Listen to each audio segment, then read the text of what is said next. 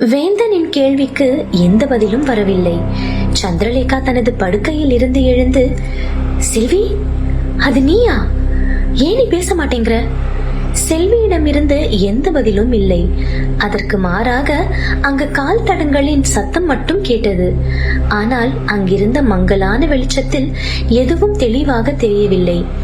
சந்திரலேகாவை பார்த்தவாறு வேந்தன் மெதுவாக எழுந்து நின்றான்.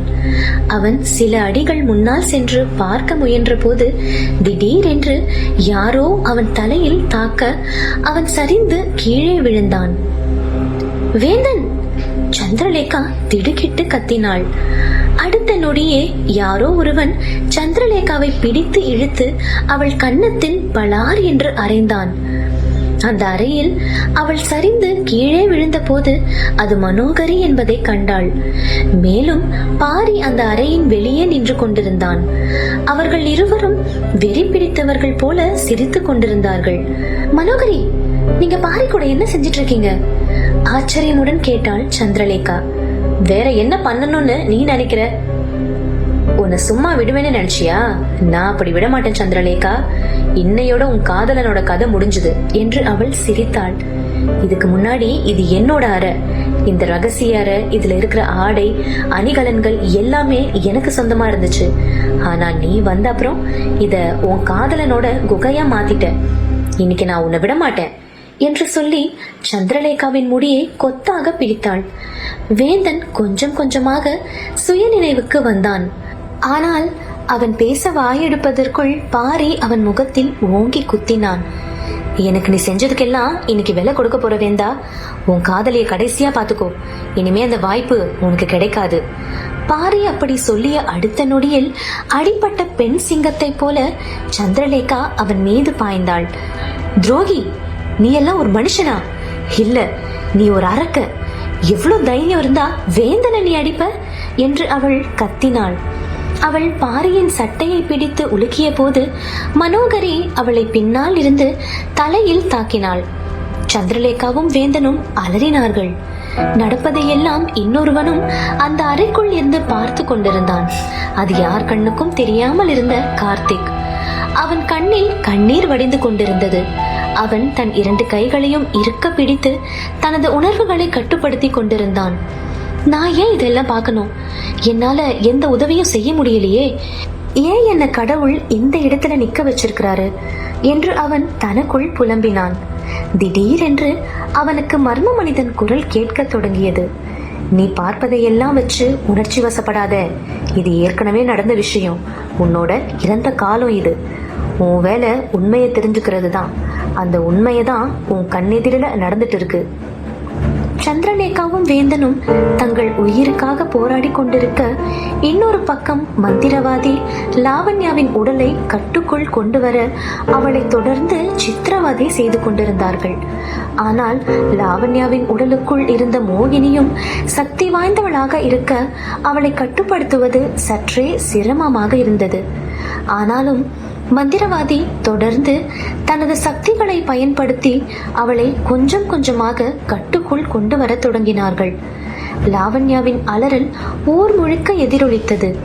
அப்போது வீசிய சூறாவளி காற்றொன்றில் அவளின் உடல் தானாக மேலே எழுந்தது. அவளை சுற்றி தீ பரவி எரிந்தது. சட்டென்று அந்த தீ அணைந்து லாவண்யா தொப்பென்று கீழே விழுந்தாள். விக்ரமன் உடனே லாவண்யாவின் உடல் அருகே சென்று அவளை தன் மடியில் போட்டு கொண்டு கதறி அழுதான். அங்கிருந்த ஊர் மக்களின் இதயங்களை கரைக்கும்படி அவனின் அழுகை இருந்தது. மந்திரவாதி விக்ரமனின் அருகில் வந்தார். மோகினி உன் மனைவி உடம்புக்குள்ள வந்தப்பயே அவ இறந்து போயிட்டா. அத நீ மறைச்சது பெரிய தப்பு. இருந்தாலும் உன் மனைவியோட உடலை கொடுமைப்படுத்தினதுக்கு என்னை மன்னிச்சிடு. ஊரோட நல்லதுக்காக தான் அப்படி செஞ்சேன் என்று ஆறுதலாக பேசினான் மந்திரவாதி. பிறகு அவர் ஊர் மக்களிடம் திரும்பி இறுகிய முகத்துடன் பேசினார். ஆனா ஒண்ணு மட்டும் நிச்சயம், அந்த மோகினி சொன்ன மாதிரியே அவ ரொம்ப சக்தி வாய்ந்தவ. அவ நிச்சயம் சொன்ன மாதிரியே திரும்பி வருவா. அவளை அழிக்கிறது சாதாரண விஷயம் இல்ல. கண்டிப்பா அவ வேறு ஒரு உடலை தேடி வருவா என்று கூறினான் மந்திரவாதி. திடீரென்று மந்திரவாதிக்கு இன்னொரு கேள்வி வந்தது. அவர் அந்த கேள்வியுடன் விக்ரமனை நோக்கி திரும்பினார். விக்ரமா, தேவதாசிகளோட உடலைத்தான் மோகினி அடையிறதா சொன்னான். அப்படின்னா உன்னோட மனைவியும் ஒரு தேவதாசியா? ஊர் மக்கள் அனைவரும் ஆச்சரியத்துடன் அமைதியாக நின்று கொண்டிருந்தார்கள். விக்ரமன் தன் கண்ணீரை துடைத்து கொண்டு பேசத் தொடங்கினான். ஆமா, என்னோட மனைவி ஒரு தேவதாசி தான். எங்களுக்கு கல்யாணம் ஆகிறதுக்கு முன்னாடி அவ அந்த புதக்குழியில தான் சிக்கியிருந்தா.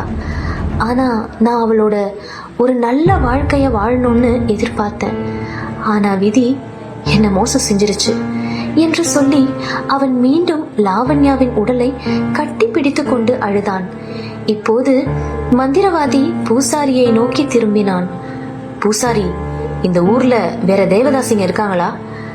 இருக்காங்க, அவங்களுக்காக ஒரு மாளிகையே இருக்கு. ஏன் கேக்குறீங்க சாமி? மந்திரவாதி தனது கண்களை மூடி, அவ தேடிட்டு இருக்கா, ஒரு புது உடம்ப தேடுறா. நீங்க உங்களை காப்பாத்திக்கணும்னா, இந்த ஊரை காப்பாத்திக்கணும்னா அந்த தேவதாசிங்களை கொல்லணும். அவளுக்கு இந்த உடம்பு மட்டும் கிடைச்சிட்டா அதுக்கப்புறம் அந்த ஆத்மாவை அழிக்கிறது ரொம்ப கஷ்டம். ஊர் மக்கள் அச்சத்தில் ஒருவரை ஒருவர் பார்த்து கொண்டார்கள். கொலை பண்றது பாவம், எங்களால அதை செய்ய முடியாது. இதுக்கு வேற வாய்ப்பு இருக்கா சாமி என்று கேட்டார் பூசாரி. இதுக்கு வேற வழியே இல்ல. சூரியன் உதிக்கிறதுக்குள்ள அவ வேற உடம்புல புகுந்துட்டா அப்புறம் அவளை விரட்டுறது கஷ்டமாயிடும். அதே மாதிரி சூரியன் உதயத்துக்குள்ள அவளுக்கு எந்த உடலும் கிடைக்கலனா அவளே அழிஞ்சிருவா. உலகத்தோட நன்மைக்காக கெட்டது சில சமயம் அழிஞ்சுதான் ஆகணும் என்று தீர்மானமாக கூறினான் மந்திரவாதி. மந்திரவாதியிடம் பதில் பேச முடியாதவனாக பூசாரி கைகளை கட்டி கொண்டு நின்றிருந்தான். இல்ல இல்ல, இது பாவம், என்னால கொலை செய்ய முடியாது. எதுவா இருந்தாலும் கடவுளே முடிவு செய்யட்டும். நான் இந்த பாவத்தை செய்ய மாட்டேன் என்று அவர் கூறினார். ஆனால் கூட்டத்தில் இருந்த ஒருவன் பூசாரிக்கு எதிராக பேச தொடங்கினான். பூசாரி, நீங்க வேணா இதை செய்யாம இருக்கலாம், ஆனா இது எங்க உயிர் சம்பந்தப்பட்டது. நாங்க இதை செய்யறோம். ஒரு தேவதாசிக்காக எங்க உயிரை பணையம் வைக்க முடியாது. அந்த 2 தேவதாசிகளையும் நான் கொல்றேன் என்று அவன் ஆவேசமாக கூறினான். உடனே ஊர் மக்கள் அவனுடன் சேர்ந்து கொள்ள ஆரம்பித்தார்கள். ஆமா, நீ சொல்றதுதான் சரி. அந்த தேவதாசிகளுக்காக நாம ஏன் சாகணும்? நாம சாக முடியாது. ஊர் மக்கள் எல்லோரும் தங்களுக்குள் விவாதித்து கொண்டு அங்கிருந்து கிளம்பினார்கள். மந்திரவாதியும் அங்கிருந்து போன பிறகு பூசாரி தன் தலையில் கை வைத்து கொண்டு, இனி கால பைரவர் தான் நம்மளை காப்பாத்தணும் என்று புலம்பினார். பிறகு அவர் அங்கு அழுது கொண்டிருந்த விக்ரமனை தேற்ற முயற்சி செய்தார். விக்ரமா, உன் மனைவியோட இறுதி சடங்க நீ நடத்தணும். அப்பதான் அவ ஆத்மா சாந்தி அடையும். இப்படியே அழுதுட்டு இருந்தா என்ன அர்த்தம்? பூசாரி விக்ரமனுடன் சேர்ந்து அவன் மனைவியின் இறுதி சடங்குகளுக்கு உதவினார். இன்னொரு பக்கம் பாரியும் மனோகரையும் சேர்ந்து கொண்டு சந்திரலேகாவையும் வேந்தனையும் சுற்றி வளைத்தார்கள்.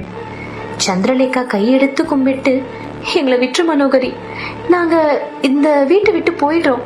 உன்னோட எந்த உரிமையும் நான் பறிக்கல, எங்களை விட்டு என்று அவள் கெஞ்சினாள். நீ போறேன்னு எனக்கு தெரியும், ஆனா நீ என்னோட செல்வம் எல்லாத்தையும் எடுத்துட்டு போறியே. உன்னை அப்படியே விட்டா திரும்பி வந்து என்கிட்ட இருக்கிற எல்லாத்தையும் கொண்டு போயிடுவ. நான் முட்டாள் கிடையாது சந்திரலேகா, மனோகரி வெறுப்புடன் கூறினாள். அவ சொல்றதையெல்லாம் காதுல வாங்காத மனோகரி, அவ ஒரு தரம் கெட்டவ. இன்னைக்கு அந்த கடவுளால கூட இவங்களை காப்பாற்ற முடியாது என்றான் பாரி. பாரி பேசிக் கொண்டிருக்கும் போதே வேந்தன் அவன் மீது ஒரு கட்டையை எடுத்து அடித்தான். ஆனால் அந்த அடி பாரிக்கு பெரிய பாதிப்பு ஒன்றையும் ஏற்படுத்தவில்லை. பாரி உடனே வேந்தனை திரும்பி தாக்கத் தொடங்கினான். அவனை கீழே தள்ளி அவன் முகத்தில் குத்தினான். வேந்தன் வலியில் ஆ ஓவென்று கத்தினான். தயவு செஞ்சு அவர் அடிக்காதீங்க, விட்டுருங்க, கெஞ்சி கேட்கிறேன் என்று சந்திரலேகா கண்ணீருடன் கெஞ்சினாள். ஆனால் மனோகரி சந்திரலேகாவை பிடித்து இழுத்து அவள் கன்னத்தில் அறைந்தாள். மேலும் அவள் அங்கிருந்து இரும்பு கம்பியை எடுத்து அவள் மீது அடிக்கத் தொடங்கினாள். விடுங்க, என்னை அடிக்காதீங்க, யாராவது உதவி செய்யுங்க என்று சந்திரலேகா வலியில் துடித்தாள். சந்திரலேகாவின் அழுகையும் அலறலையும் கண்ட கார்த்திக் தன் கண்களை மூடிக்கொண்டான். தனது நிகழ்காலத்தில் சந்திரலேகா கொடுமைப்பட்ட காட்சிகள் அவன் நினைவுக்கு வந்தது. மேலும் அவனுக்கு வேந்தனின் வலியையும் புரிந்து கொண்டு கலங்கினான். இப்போது சந்திரலேகாவும் வேந்தனும் மோசமான நிலைமைக்கு தள்ளப்பட்டிருந்தார்கள். இருவரும் ஒருவரை ஒருவர் கண்களோடே பார்த்தார்கள். அந்த பார்வைகள் எதையோ பேசிக்கொண்டன. அடுத்த கணத்தில் வேந்தன் பாரியை பிடித்து இழுத்து கீழே விழ செய்தான். மறுபுறம் சந்திரலேகா மனோகரியை பிடித்து சுவற்றில் தள்ளினாள். இருவரும் உடனே தங்கள் கைகளை கோர்த்து கொண்டு அந்த அறையில் இருந்து ஓடினார்கள். அப்போது மனோகரி அங்கிருந்த ஒரு கத்தியை எடுத்து வீசி எறிய அது சந்திரலேகாவின் முதுகில் சென்று குத்தியது. அவள் வலியில் கத்தினாள். ஆனாலும் வேந்தனின் கையை விடாமல் அவனுடன் தொடர்ந்து ஓடினாள். அவர்கள் ரகசிய அறையில் இருந்து வெளியில் வந்து பார்த்தபோது பணிப்பெண் செல்வி கட்டிலில் கட்டி போடப்பட்டிருந்தாள். வேந்தன் அவள் கட்டை அவிழ்த்து விட்டான். என்னை மன்னிச்சிரு சந்திரலேகா, என்னால உங்களுக்கு உதவி பண்ண முடியல. செல்வி கலங்கினாள். சந்திரலேகாவின் முதுகில் இருந்து ரத்தம் வழிந்து கொண்டிருந்தது. அவள் அதை தாங்கிக் கொண்டு, பயப்படாத செல்வி, நாம முதல்ல இங்கிருந்து போகலாவா என்று அவளை அழைத்து கொண்டு அங்கிருந்து நகர்ந்தான். அவர்கள் மூவரும் வெளியில் ஓடி வந்த போது பணிப்பெண் ஒருத்தி அவர்களுக்கு முன்பு பரபரப்பாக வந்தாள். சந்திரலேகா, ஊர் மக்கள் எல்லாரும் வெளியே இருக்காங்க. அவங்க கையில தீப்பந்தத்தோட வந்து இந்த மாளிகையை கொளுத்த போறாங்களாம். உங்களையும் மனோகரியையும் கொலை செய்ய போறோம்னு சொல்றாங்க என்று அவள் அச்சத்துடன் கூறினாள்.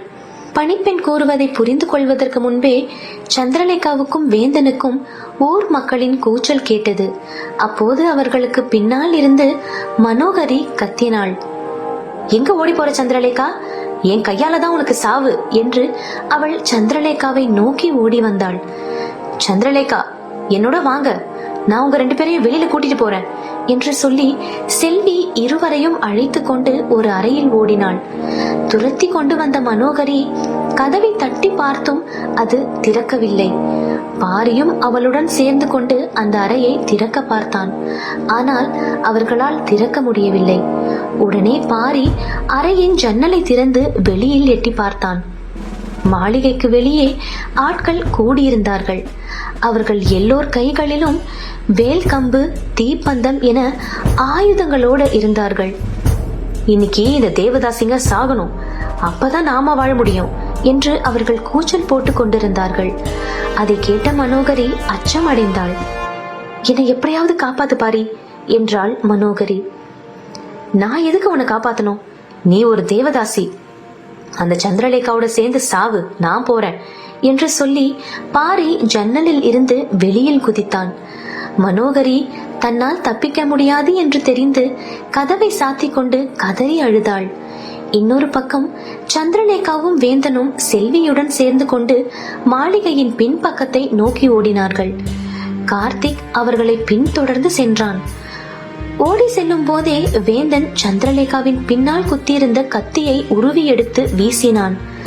அவள் முதுகில் தன் மேல் சட்டையை கொண்டு கட்டி அவளை அழைத்து கொண்டு ஓடினான்.